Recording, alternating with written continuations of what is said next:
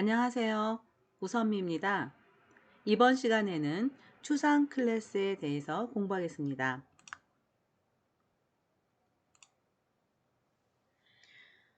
기본 클래스가 작성한 그 가상함수는 실행할 목적보다는 그 파생 클래스에서 재정의해서 구현할 함수를 알려주는 그러한 인터페이스의 역할이 강하다고 볼 수 있습니다.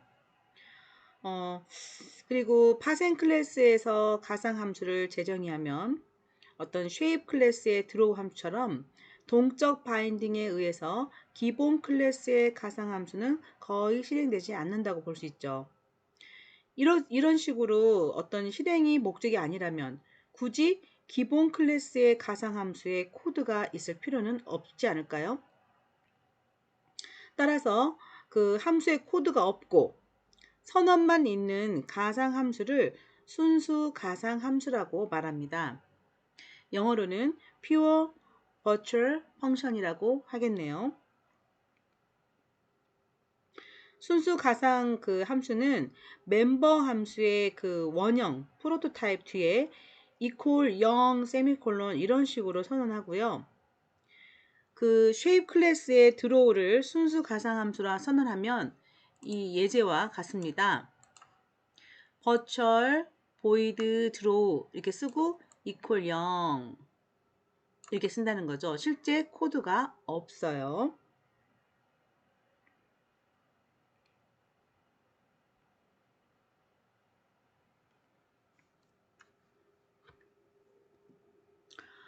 이런 그 추상 클래스, 즉 순수 가상 함수를 하나라도 가지고 있으면 추상 클래스라고 말을 하는데요.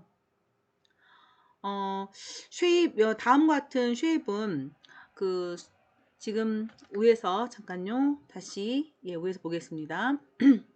이렇게 순수 가상 함수를 하나라도 갖고 있는 이런 것들 우리가 추상 클래스라고 합니다. 그래서 이 클래스 쉐입은 추상 클래스라고 할 수가 있겠습니다. 추상 클래스는 실행 코드가 없는 순수 가상 함수를 가지고 있기 때문에 불완전한 클래스라고도 볼 수 있죠. 따라서 추상 클래스의 인스턴스 객체는 생성할 수가 없습니다. 그러면 이 클래스, 즉 쉐입이라는 클래스 타입의 객체를 생성하려고 하면 오류가 발생하겠네요. 따라서 이렇게 쉐입 하면 그 쉐입에 이렇게 가리켜서 new 하면서 만들거나 쉐입을 가리킬 수 있는 객체를 만들거나 이런 것들은 그 추상 클래스를 인스턴스화 할 수 없기 때문에 컴파일 오류가 발생하게 됩니다. 단 이게 쉐입하고 포인터는 선언이 가능합니다. 왜냐하면 이 추상 클래스를 상속받는 파생 클래스가 있을 수도 있는데 파생 클래스가 추상 클래일 수도 있고 추상 클래스가 아닐 수도 있거든요. 이럴 경우에 그 파생 클래스를 가리킬 수 있는 용도로 사용 가능하기 때문에 이렇게 추상 클래스의 포인터는 선언이 가능합니다. 그래서 추상 클래스의 목적을 다시 한번 보면 우리가 추상 클래스는 인스턴스 객체를 만들 것을 목적으로 하지 않는다는 거죠. 순수 기본 클래스의 역할만을 하기 위함이고 그러면 상속과 이런 관계를 이어질 때 하이라키로 어떤 기능을 표현할 때라든지 그때 쓸 수 있다는 것입니다. 그러면 순수 가상함수를 통해서 파생 클래스에서 구현할 함수 이것들을 보여주는 인터페이스 역할을 할 수 있다고 볼 수 있고요. 그리고 추상 클래스의 모든 멤버 함수를 순수 가상 함수로 선언할 필요는 꼭 없습니다. 그럼 추상 클래스를 상속받으면 어떻게 될까요? 또는 추상 클래스를 구현한다는 것은 어떤 의미일까요? 자, 두 가지 말로 표현할 수 있는데 일단 기본 클래스가 추상 클래스일 때 파생 클래스가 그 일반 단순하게 상속을 받았다. 그러면 이 파생 클래스도 추상 클래스가 되는 것이고 추상 클래스가 그 상속받을 때 그러니까 순수 그 코드가 없는 순수 가상 함수를 구현을 하게 되면 그러면 상속받은 입장에서 그 순수 가상 함수를 구현한다는 것은 똑같은 이름의 함수가 그 오버라이딩 된다는 뜻이겠죠. 따라서 추상 클래스를 상속받은 후에 순수 가상 함수를 오버라이딩 한다면 이러한 경우에 파생 클래스는 추상 클래스가 아닙니다. 자, 예제를 보면 왼쪽과 오른쪽에 지금 쉐입하고 서클이 있는데요. 자, 쉐입 클래스가 기본 클래스이고 왼쪽에 서클 클래스가 파생 클래스의 경우입니다. 근데 쉐입의 안에는 virtual void draw equal 0에서 순수 가상 함수가 있어요.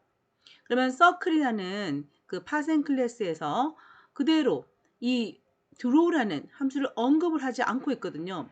그거는 상속을 그대로 이어받고 재정의하지 않는다는 뜻이죠. 즉 오버라이딩을 하지 않는다는 뜻이잖아요. 그렇게 됐을 때는 이 서클 또한 순수 가상함수를 그대로 이어받으면 순수 가상함수를 갖게 됩니다. 따라서 이 서클도 추상 클래스가 된다는 거죠. 그러면 추상 클래스는 인스턴트 객체를 생성할 수 없기 때문에 이 두 문장 둘 다 오류가 발생하게 됩니다. 자, 오른쪽 코드는 기본 클래스 쉐입이 있고 파생 클래스 서클이 있습니다.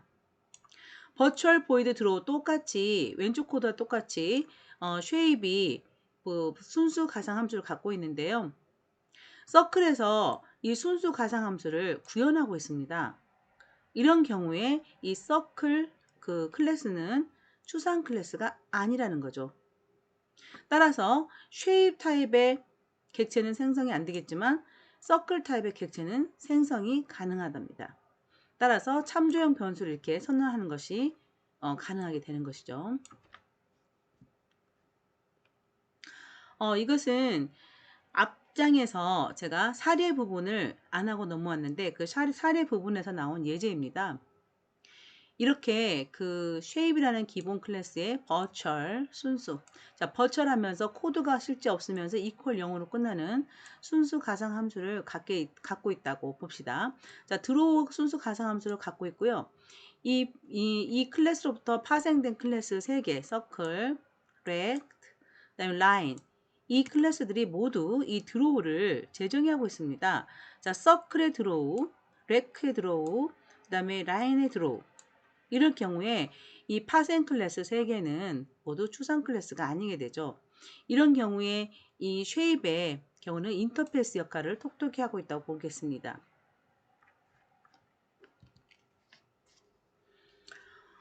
예제를 구현해 보겠습니다. 다음 추상 클래스를 상속받아서 클래스 구현하라 그랬는데요.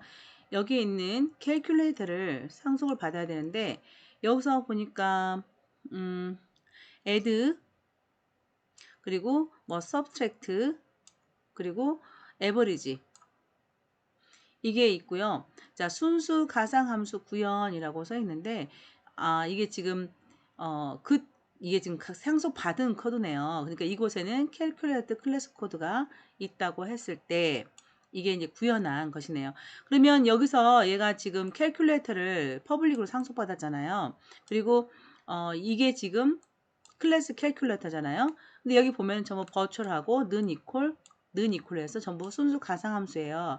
이것들을 상속받아서 제대로 추상 클래스가 아닌 제대로 된 객체를 만들어낼 수 있는 클래스 캘을 만들려면 이렇게 모두 구현을 해줘야 됩니다. 그러면 이 캘크라는 함수는 객체를 생성할 수 있는 그러한 함수가 되는 것이죠. 그래서 이렇게 그 파생 클래스 객체를 기본 클래스의 포인터가 가리킬 수는 있다고 했어요. 이 실행 결과를 참고해서 추상 클래스 캘큘레이터를 상속받는 애더하고 서브트랙터를 클래스를 구현하라. 이건 약간 좀 생각을 해봐야 되는데요. 일단 캘큘레이터가 있습니다. 이 안에 인풋도 있고 그 다음에 프로텍티드로 버추얼 순수 가상함수가 하나 있네요. 이게 CALC라는 게 있습니다. 그러면 추상 클래스 이거를 상속받아서 애더를 구현할 거면 애더에서는 반드시 이 버추얼 함수를 구현해 줘야겠고요. 서브트랙터도 이 버추얼 함수를 구현해 줘야겠죠. 근데 애더라는 느낌은 덧셈이니까 이 calc 함수를 덧셈으로 두 개의 정수를 받아서 덧셈으로 그 인트를 리턴하는 덧셈하는 함수로 구현하면 되겠고, subtract는 이 두 개의 정수를 받아서 뺄셈을 해서 정수를 내보내주는 그런 함수로 구현하면 되겠습니다. 그래서 애더 객체, subtract 객체를 만든 후에 이 애더에서 런을 호출하고 subtract에서 런을 호출했는데요. 이 두 객체들이 여기 지금 클래스들이 모두 캘큘레이터를 상속받기 때문에 런을 사용할 수 있지 않을까요? 그러면 런을 먼저 가볼게요. 런에서는 인풋을 부르고 있고요. 자, 인풋도 구체화된 그 함수이기 때문에 상속받아서 그대로 쓰면 됩니다. 그래서 넌 그 인풋은 그대로 호출하고, 자, 여기 출력문에서 계산된 값은 하면서 이 함수를 부르고 있죠. 이때 이 함수를 각각 애더와 서브트랙트에서 구체적으로 구현하면 되겠네요. 그러면 해답을 한번 알아보면 이런 식으로 애더하고 그 캘큘레이터 상속받고 서브트랙터 캘큘레이터 상속받습니다.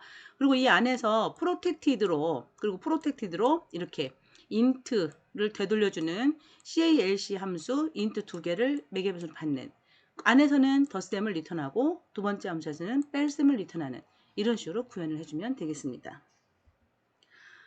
이번 주 과제는 연습 문제 중에서 실습 말고 이론 문제만 풀어보십시오. 그래서 이론 문제 전체를 그 문제도 쓰시고 답안을 작성해서 제출하시면 되는데, 워드 프로세서로 작성하시면 되겠습니다. 기한은 6월 7일까지고요. 11주차 과제 그리고 여러분 이름 이렇게 해서 제출하십시오. 이번 주도 같이 공부해 주셔서 수고 많으셨습니다.